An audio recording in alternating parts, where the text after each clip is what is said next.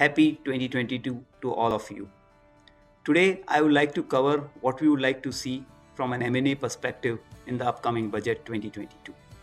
Firstly, contingent considerations, taxability. Deals see a lot of contingent consideration. It would be good if the budget provides that the taxability of such contingent consideration is linked to its crystallization. This will ease M&A in the country.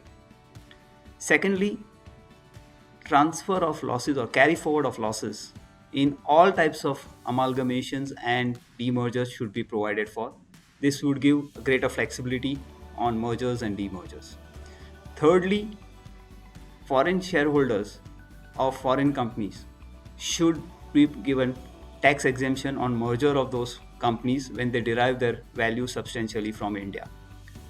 Similarly, shareholders of domestic companies should also be given tax neutrality when there is an outbound merger of a domestic company into a foreign company.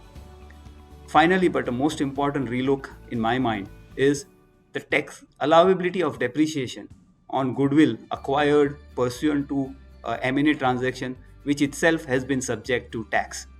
I think that would go a long way in fueling the M&A activity in the country.